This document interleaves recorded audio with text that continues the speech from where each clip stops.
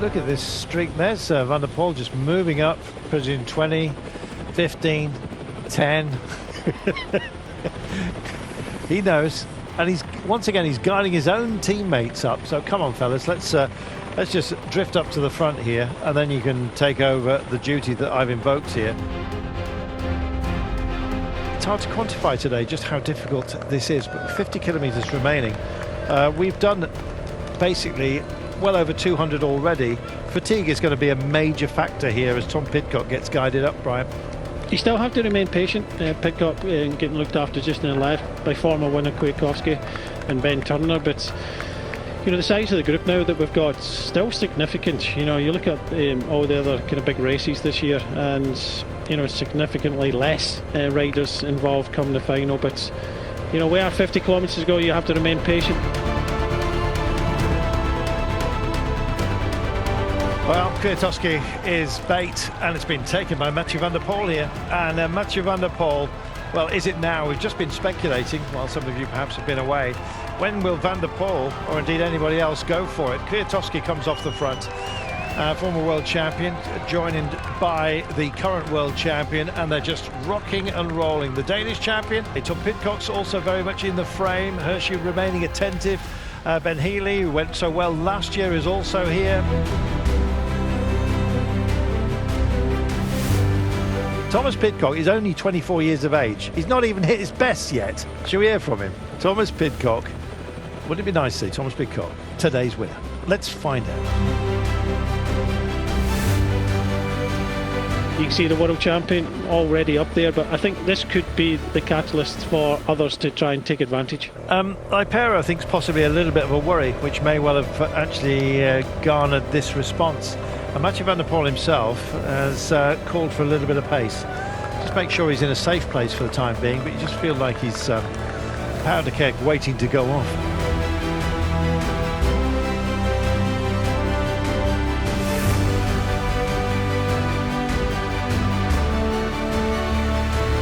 And here we go, starting to kick off, and it's Mark Hirschi once again draws out a big response. Roger Adria is the man that tries to mark him out.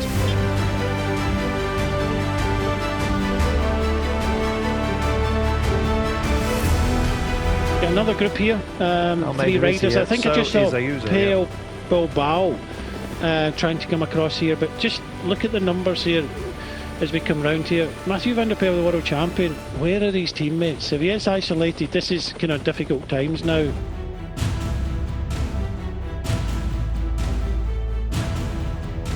Tom Pidcock really driving into this gap as well. Super riding. It'd be nice to actually see the front of the peloton. I think we will see some significant action, because it has to, because there's some strong riders in here. Tom Pidcock putting himself right in a kind of box seat here with this group of four. So, you know, they seem to be the strongest. Hirschi looks as if he's on some good form at the moment. Van Seven, I just think, happy to be there by the looks of things. But Tom Pidcock riding a good race. 30 seconds is the declared gap back to the Van der Poel group, which you're looking at right now as it regathers itself. Vauquelin's made it to this group as well, and he was on the lips of many before we actually came to today, but I think this is great news for Tom Pidcock. He's got no teammate around him, but he's in that kind of battling scenario. He's dispatching everything in this litter zone, as you can see, just lightening up.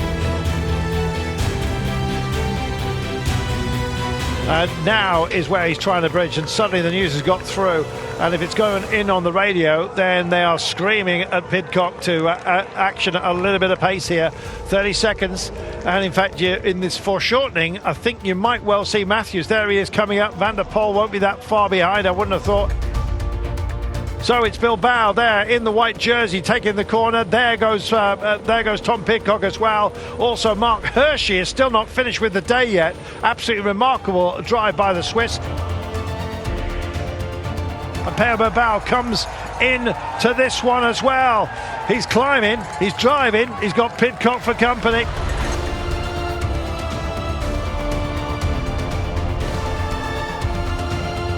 you know, Tom Pidcock not missing a heartbeat for the moment anyway, but they really have to kind of keep pushing on, and I think that's what Tom Pidcock is trying to do. They have to get this group organised, and I don't think everybody wants to kind of push on.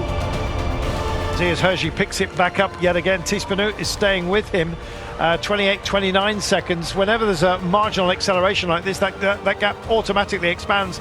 Tom Pidcock doing a great job of staying with this. Poel looks like he's spent after the efforts earlier on.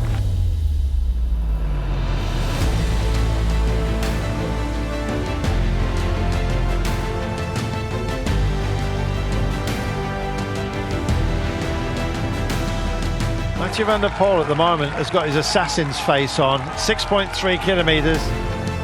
And he's gone, Brian. Tom Pidcock has said, look, I've had enough of this, and Hirschi can't follow him, or at least doesn't want to drag the others along for the game here. He wants some help. They want to exchange. It's a destruction, I think, of the accord, Brian, and Tom Pidcock has now got his head down.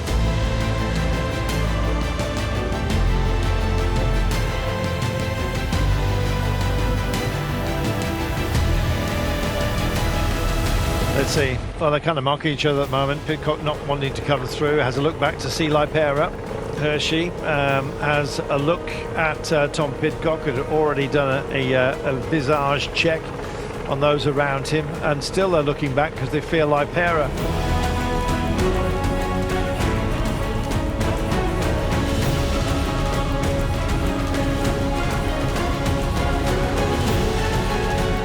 He's acting as lead in. Tiespenut looks very, very strong. Comes up onto the side wheel here and suddenly finding a space. Tom Pidcock goes for the barriers here.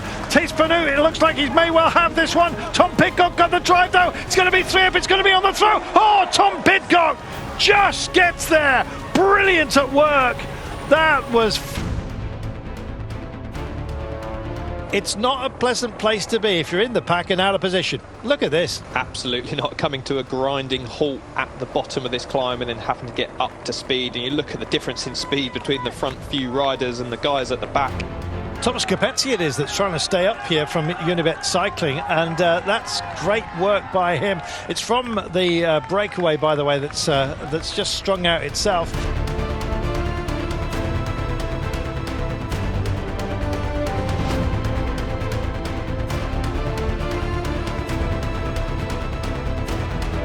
This is doable, and Michael Matthews realises that.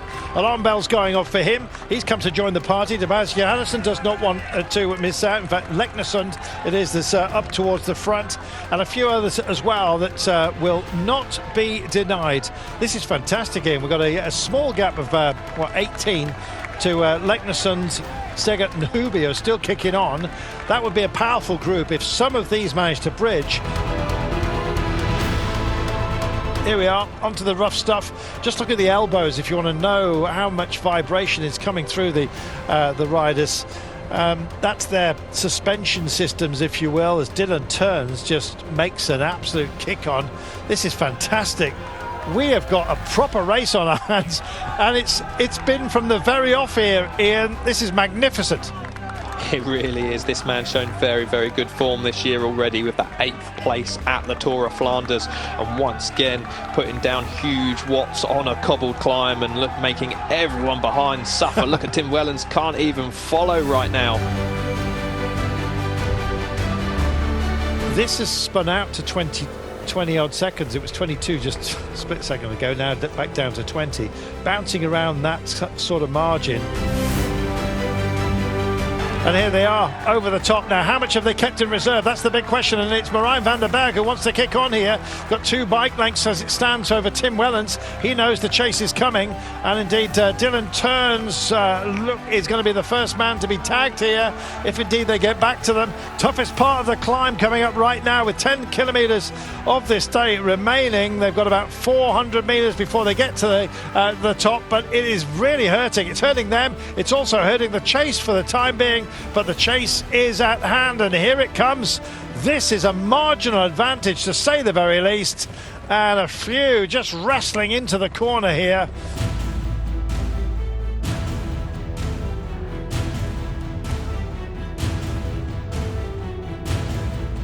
how fabulous is this? Quinten Hermans now makes the bridge. What's the gap, though? It's only marginal. You could possibly time it yourselves. There it is, and it's to a group of what? It's a Matthews group, are we allowed to call it, of about 8 riders here, possibly 7. And they still can't decide on how to do it. Dorian Godin just holds up an arm as if he's got a problem. I hope it is not the case for him. 4 then out front with a very, very thin margin of possibly about 3 or 4 seconds only. Let's wait and see. Wrestling that bike. It's now, if you've got anything, it is Cosnefroy that's trying to pick this up. He should have won it last year. In his mind, his teammate Dorian Godin did so, and he gets over. Who else is going to come and join him here? This is fabulous.